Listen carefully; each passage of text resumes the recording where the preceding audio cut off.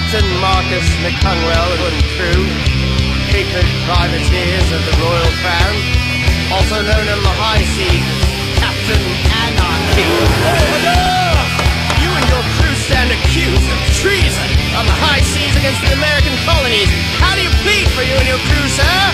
Guilty as charged! Welcome to the second installment of LA's infamous Captain Anarchy's Hollywood Memoirs. Tsol, Shattered Faith, and Neighborhood Watch at Weber's Place. Again, I want to thank Eric and Krista Lara of Bad Sam Presents and club owner Kervin Linton for putting on and hosting this. We made sure to roll up in time for Neighborhood Watch, and we were glad we did because they totally ripped it up. Being a West Sider myself, it was especially great to get to see my old homies that I used to kick it with at Mar Vista Park back in the early suicidal days get up and kick out the old school jams. And they definitely brought their A game with guitarist Mark Conway shredding away and drummer Dave Hutchinson slamming down the solid beats. And all the while, frontman Chris Howley-Braw kept the crowd thoroughly entertained with his aggressive vocal attack and socio-political, sometimes satirical, Budweiser-inspired witty lyrics. But the best way I can describe the band is the way they describe themselves, which is that they do not play bubblegum punk nor thrash, just good old school hardcore punk rock. And here's a picture of me, Captain Anarchy, riling up the crowd for an encore. But who's more drunk, me or Howley-Braw? But I couldn't end this without mentioning that of course they played their crowd pleaser and virtual theme song, Delicious Vomit, as well as some kick-ass new songs, my fave of which was The Goose, about their favorite drinking spot called the Wild Goose near LAX, which just happens to also be a topless bar. And is one I'm all too familiar with myself. Anyway, I'm about out of room here, so let me just wrap this up by saying that it was also fantastic to see Shattered Faith, especially because back in the day they kind of had a rep for booking shows and sometimes not showing up. And that even though they only have a few releases that all kind of draw from their 20-song or so catalog, they tore through all the significant songs with a ferocity. And as far as Tsol goes, well, you should all know by now they're one of my all-time fave death punk bands. And that's because they always rule, as I've hyped about them here time and time again, and as they did on this night too, storming through most of their choice cuts off their debut EP, Dance With Me LP, and Beneath the Shadows LP, as well as some of their later era cuts, and with all their usual swag and vigor. My only complaint was that either something went wrong with the sound system, or the band was just too loud, or the keyboards were overpowering the PA, or something, because the sound for their set was really blowing up. But, oh well, they still totally rocked. Okay.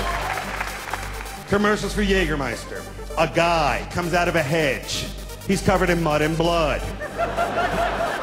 And now for some reviews of some of LA's most happening underground goth and death rock clubs. Helter Skelter at the Dragonfly.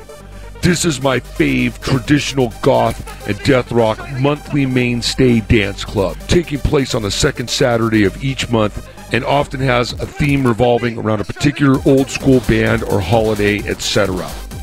Legendary DJs Michael Stewart, Bruce Perdue, Jason Farber, and Shane Dingbat spin bands like Christian Death, Bauhaus, Specimen, Sisters of Mercy, etc.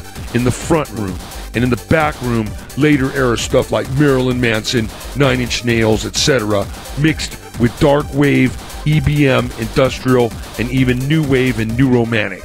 And on the patio, Dave Batts and Ralphie Enigmatic spin underground death rock and eclectic stuff. And then there is Stigmata at the Dragonfly. This is another evil club empire event that was around back in the day and has recently resurfaced and usually takes place the last Saturday of each month. Here, Michael, Bruce, and Shane Dingbat spin a mix of 80s goth and new wave with 90s stuff like KMFDM, Garbage, Front 242, Bjork, Prodigy, 9 Inch Nails, etc. So this is usually a blast, and I recommend you check it out. And last but not least, there's Disko Nekro at the Dragonfly. This is my other fave traditional goth and death rock monthly mainstay club, only this one has a great punk rock twist, and it takes place every third Saturday of the month. So I get to go to my 2 fave clubs 2 weeks in a row. And it's super cheap to get in, only $5 if you RSVP on their Facebook site and get in line before 10:30 p.m. And they have $3 well drinks before 11 p.m. and $5 wells and domestic beers after. Here, DJs Shane Dingbat, The Baron, and Jason Farber spin old school goth and death rock, post-punk, and dark 80s in the front room. But the big bonus for me here is the punk rock patio, where music fascist DJs Satoki and Krieg blast old school punk in between select death rock, thus giving us old punks the rare opportunity to both dance and start mini slam pits. And they also spin some vintage and new rockabilly, and even drop in some occasional oldies, straight up rock, 70s glam, and even some new wave, ska, and more. So this place is definitely the spot. Take it like a rockabilly bitch. How you like that? Rock and roll? So be sure to check out further video footage of Neighborhood Watch, Shattered Faith, and Tsol on Greg Burial's YouTube site at www.youtube.com/Mr. Handjob.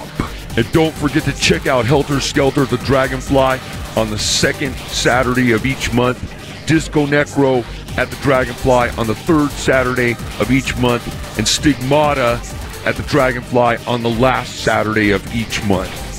This is the song that doesn't end. And look for those clubs' event invitations on Facebook by name. Yes, it goes on and on, my friend. So this is Captain Anarchy signing off. But before I go, I've got 2 great upcoming events to tell you about. I'm gonna come in there and I'm gonna put my foot in your ass if you say "and then" again!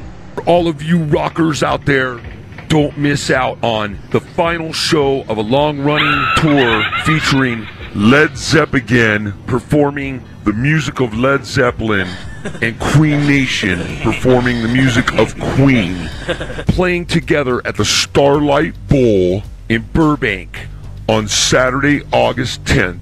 Cheap tickets are available online for only $12, and you can get up front and see the band. There's going to be about 3,000 or more people at this event, and this is going to rock. This is the last time that these 2 top-notch tribute bands will be performing together live in concert this year.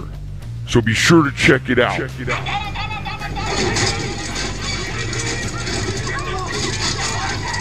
And for all of you post-apocalyptic enthusiasts and cosplayers, check out Wasteland Weekend, taking place on Thursday, September 26th, Friday, September 27th, and Saturday, September 28th. This incredible event will feature a recreation similar to that of Bartertown from the Mad Max Thunderdome movie, as well as an actual Thunderdome where combatants will be fighting in the dome, just like in the movie.